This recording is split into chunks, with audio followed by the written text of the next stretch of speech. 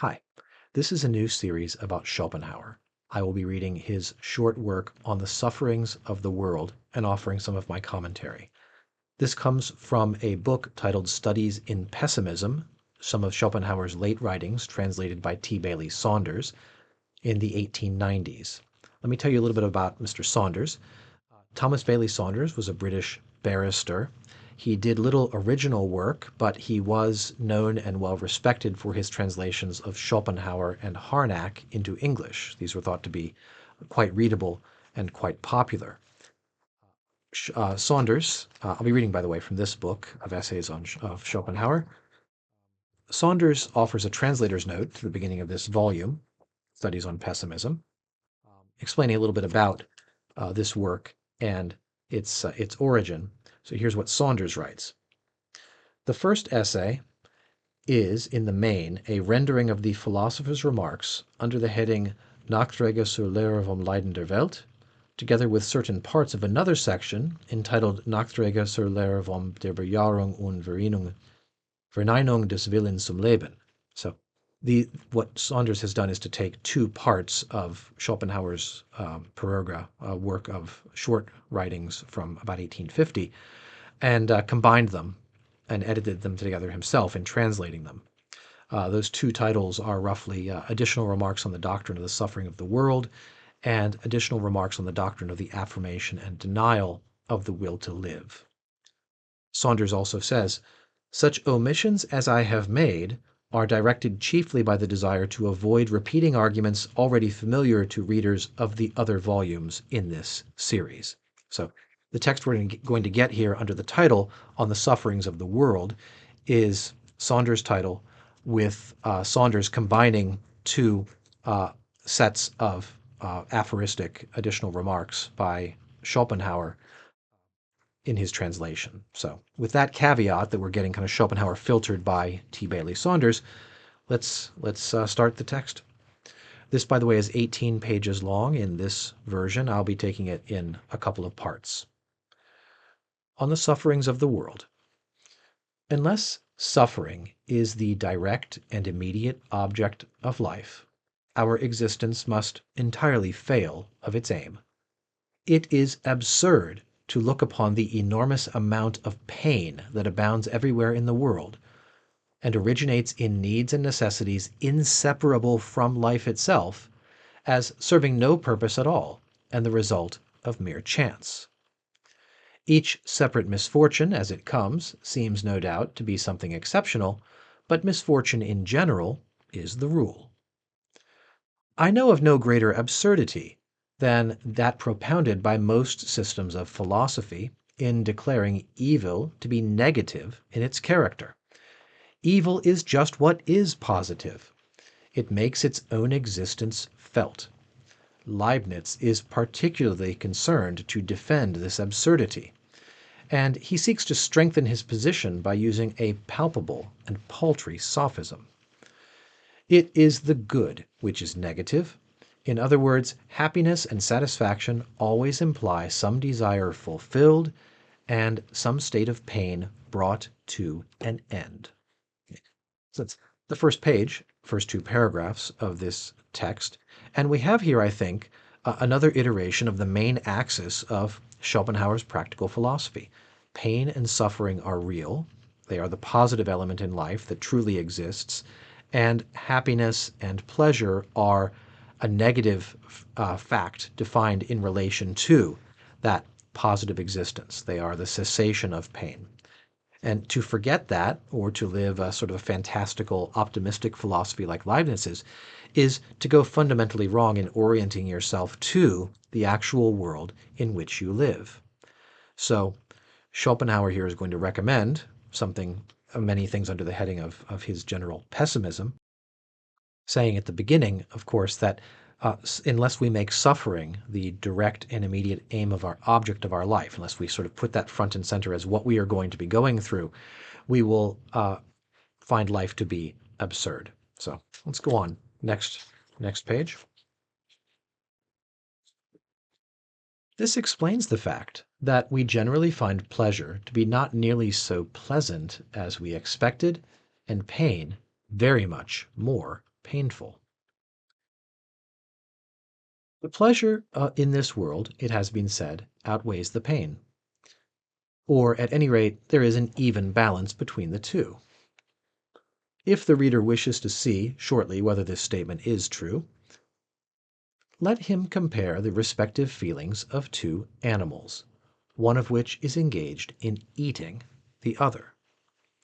Schopenhauer has turned here to talk about our subjective experience of pleasure and pain. We have we generally find that the pleasures of life are good, but they're not as good as we had kind of hoped, and the pleasures of life the pains of life are much more painful than we had wished that they might be.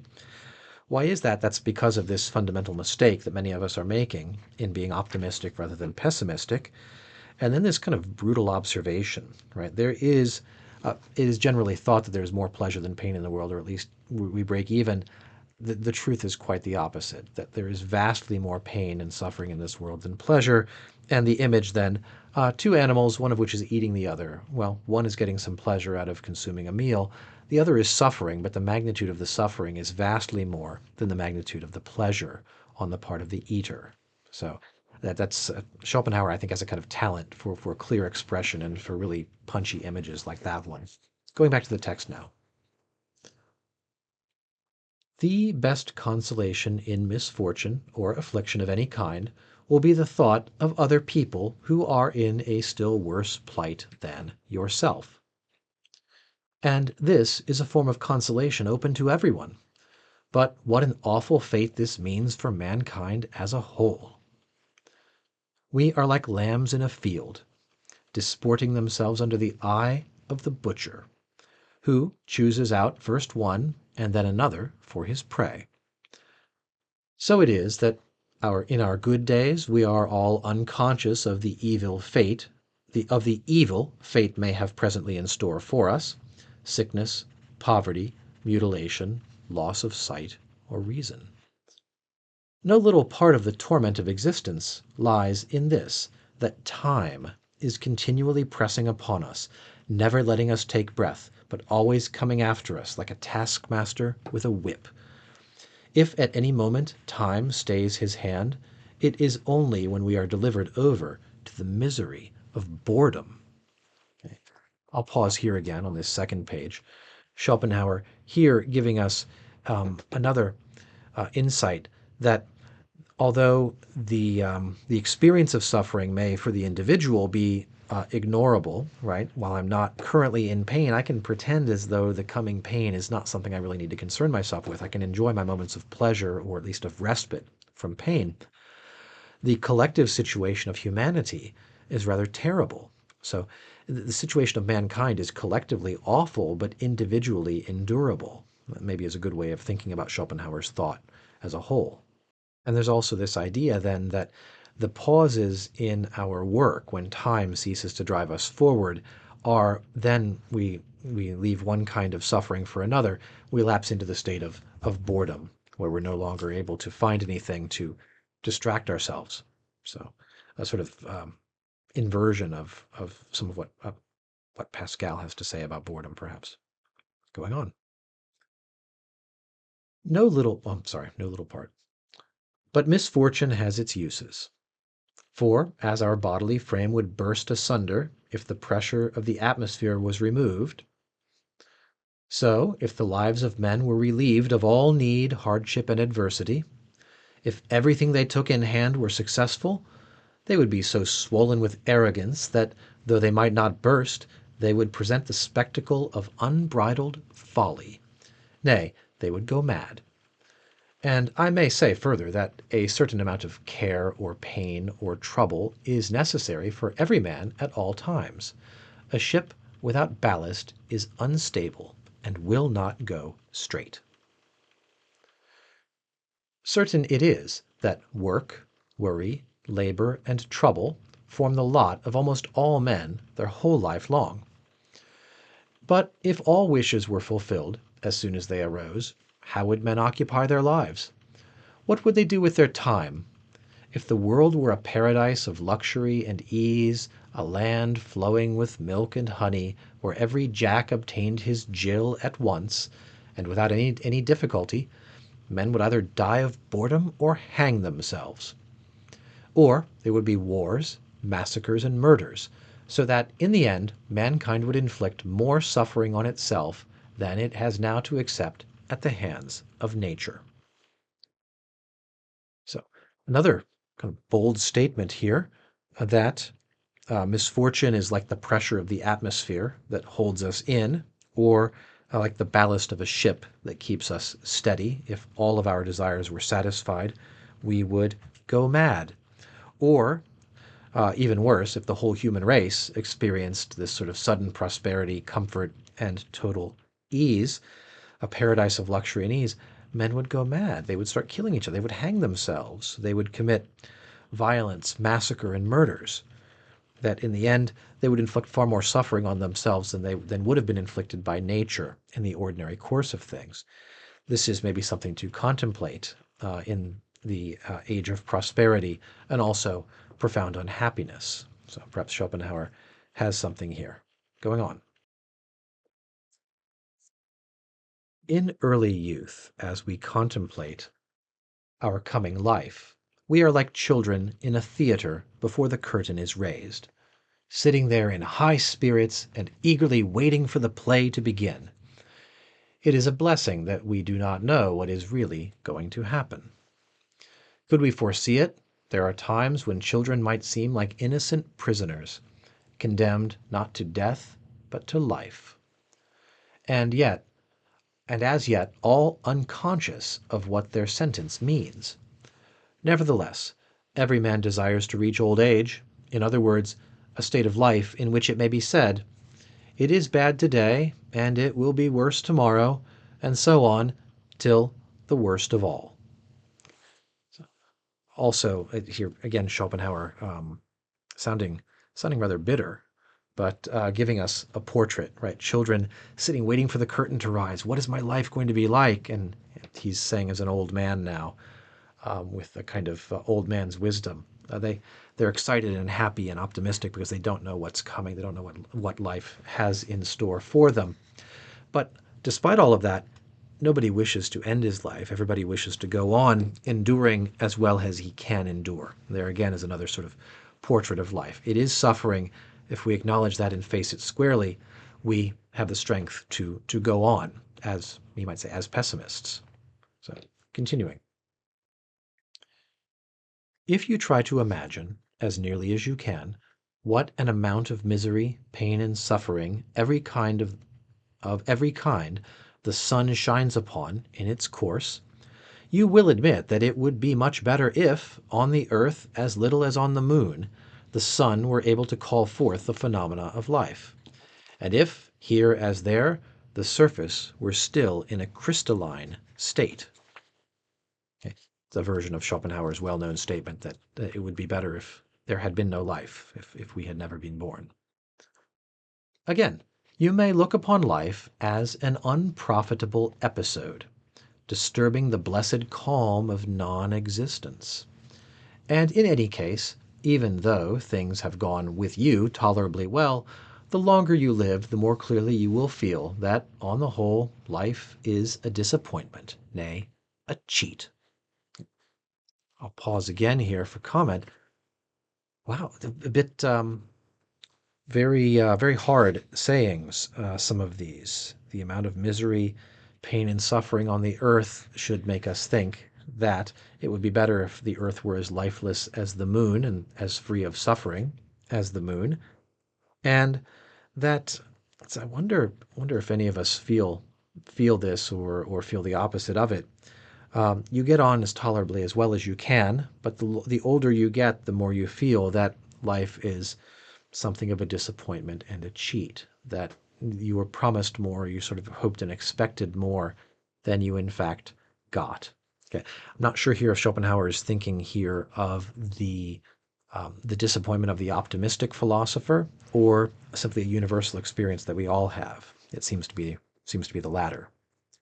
He's going to illustrate this next with two hypothetical cases, and here they are.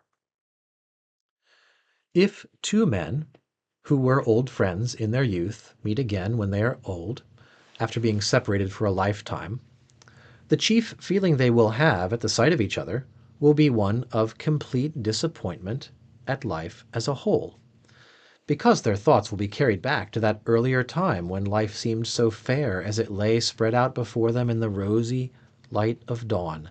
It promised so much, and then performed so little.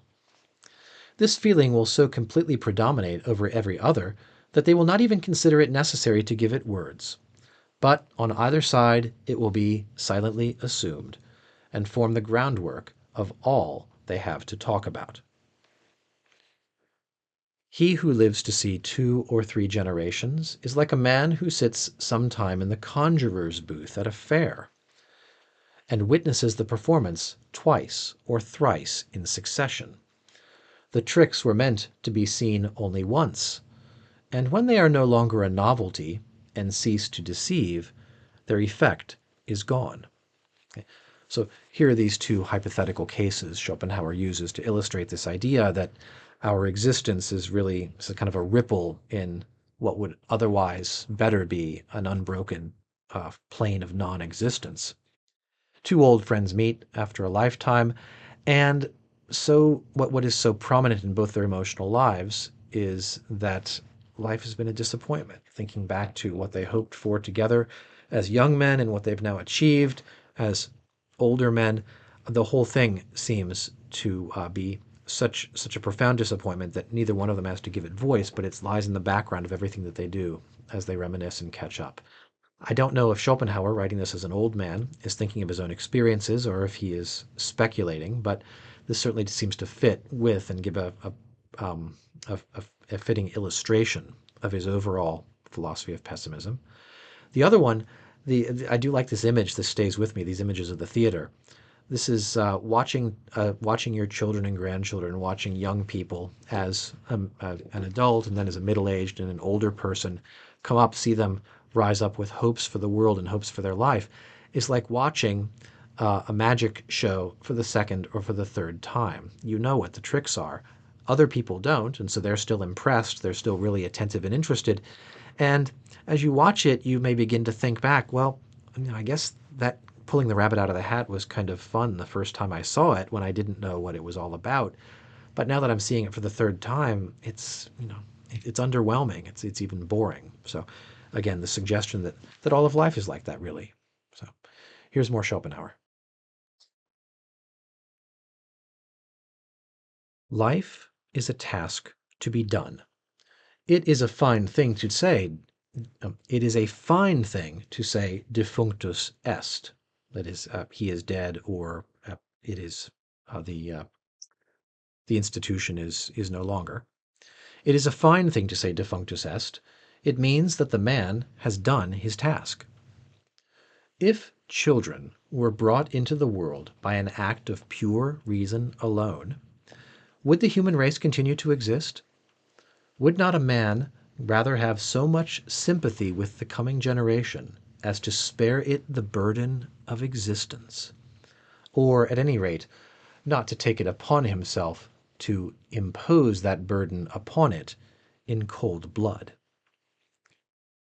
That's the last I'm going to read here for today, but wow, again, life is a task to be done. So when one reaches the end of his life, we say, well, he has finished his task. He's finished, his suffering has come to an end, not as a release, but as an accomplishment. Okay, he's now defunct or finished or out of business, and it's over for him. Good thing. It's a fine thing to be able to say this about someone. And this last, kind of, for me, very haunting statement as someone with children and now grandchildren, if children were brought into the world by pure reason, wouldn't sympathy with the recognition of the suffering that people will endure incline people not to have any children, to spare this generation the burden of existing? This is one thing for Schopenhauer to write in the 1850s, before the hormonal birth control revolution of the mid and late 20th century. But we might take a look at falling birth rates in our own time and place and reflect back upon Schopenhauer's insight.